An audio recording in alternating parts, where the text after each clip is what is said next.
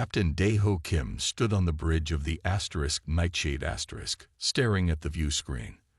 The star system ahead glowed with strange energy that the ship's sensors couldn't fully explain. "What do you think it is?" asked Lieutenant Jiwoo, his second in command. Daeho shook his head. "I don't know, but Earth Command thinks it's important enough to send us." The Shadow Wolves were Earth's best special forces team. They handled the missions no one else could.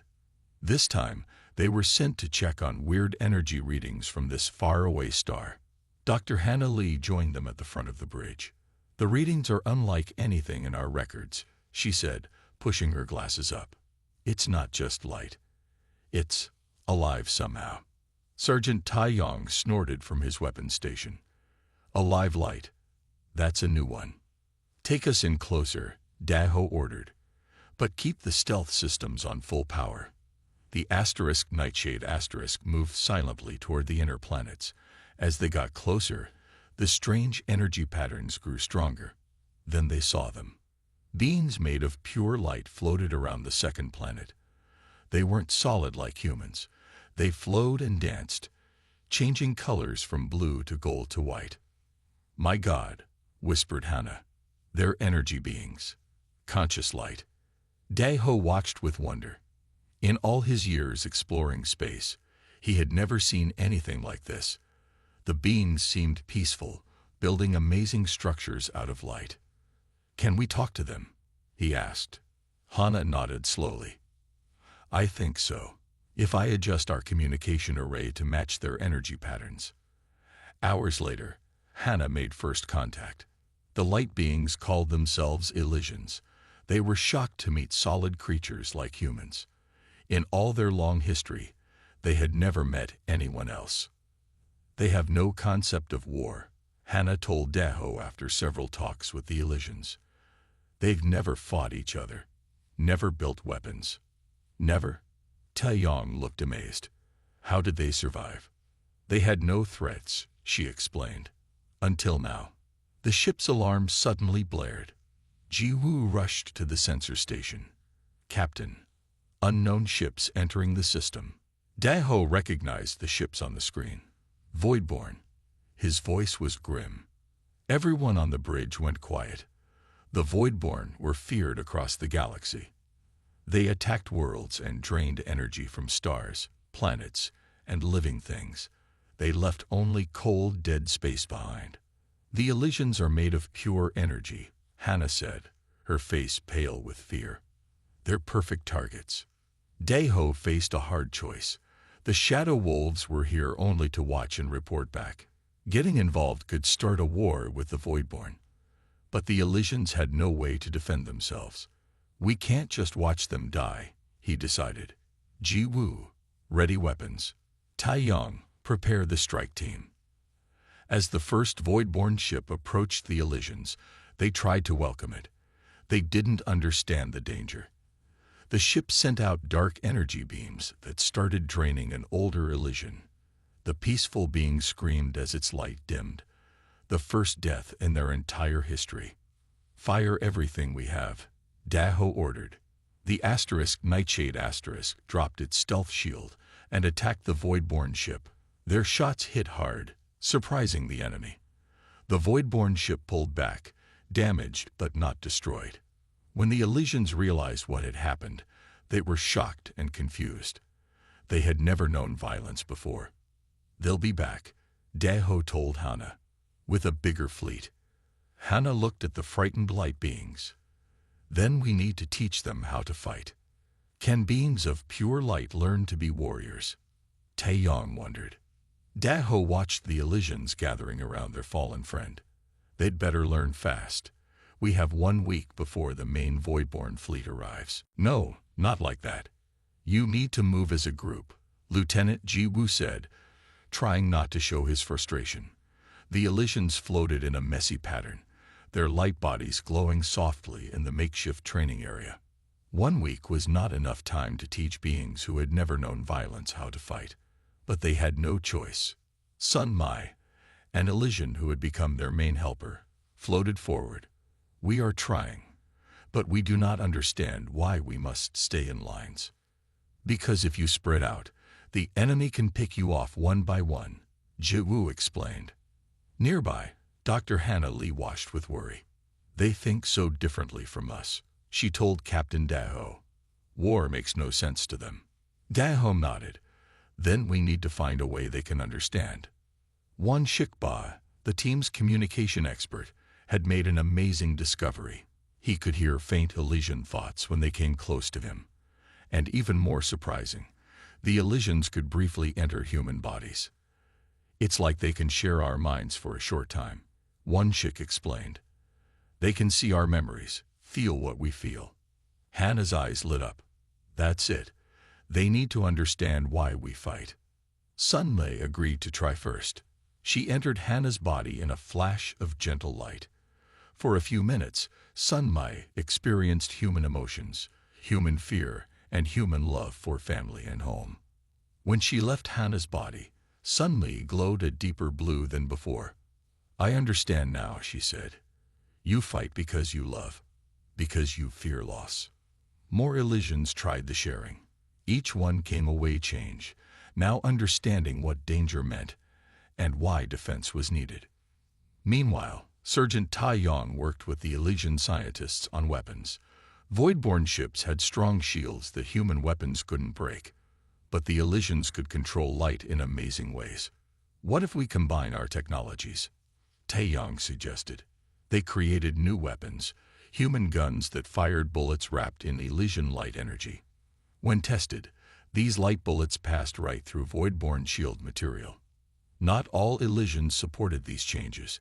Elder Yoon, the oldest Elysian, spoke against the training. Violence will change us forever, he warned. We have lived in peace for thousands of years. Without defense, you will not live at all, Daho replied. Their argument was cut short when the ship alarms sounded again. Voidborne scout ships had returned, more than before. They're testing our defenses, Daho said, rushing to the bridge. The first attack came fast. Dark energy beams shot toward the Elysian homeworld. The humans fired back, while the half-trained Elysians tried to form defense patterns. But the Elysians panicked under real fire. They scattered, their training forgotten. A Voidborne ship broke through and fired at the human engineers working on the planet's surface. Elder Yoon saw the danger. Though he hated violence, he loved his people more. He flew into the path of the dark beam, his light body absorbing the deadly energy.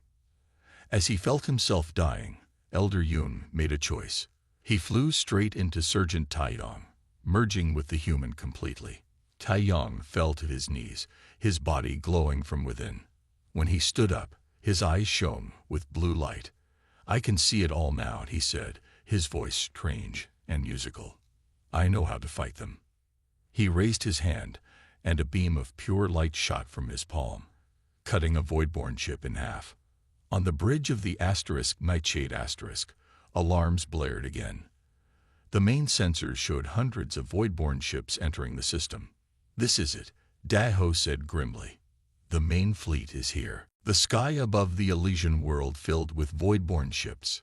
Hundreds of them, dark against the stars, ready to harvest the light beings. Earth sent help, Captain Daho announced as 5 human battleships jumped into the system. High Commander Juri Min's voice came through the radio. Captain Kim, Earth stands with you. We won't let these beings fall.